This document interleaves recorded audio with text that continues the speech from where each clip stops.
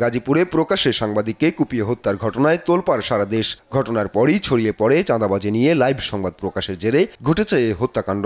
তবে সময় বাড়তেই বেরিয়ে আসে হত্যার আসল কারণ। এক নারীকে নিয়ে দুই পক্ষের বিরোধের ভিডিও ধারণের জন্যই নির্মম হত্যার ঘটনা ঘটে।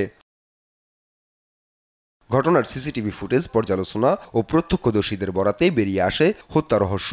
পুলিশ বলছে চাঁদাবাজি কিংবা ছিনতাই নয়। বৃহস্পতিবার রাতে গাজীপুরের চান্দিনা এলাকায় এক নারীর পক্ষ নিয়ে কয়েকজন সন্ত্রাসী বাদশা মিয়া নামের এক ব্যক্তিকে মারধর করছিল।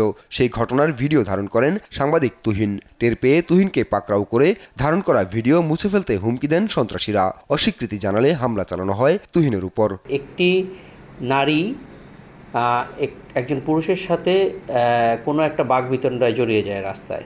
ওই নারীর পূর্ব থেকে পরিচিত 4-5 জন সশস্ত্র, দ্যাট মিনস হাতে চাপাতি সহ এসে ওই পুরুষ ব্যক্তিটিকে উপর্যুপরি আঘাত করে।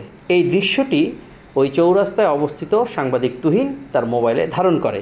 সেই তুহিনকে এই ঘাতকরা তাদেরকে চার্জ করে এবং এই কেন করেছে এবং এটি ডিলিট করার জন্য বলে।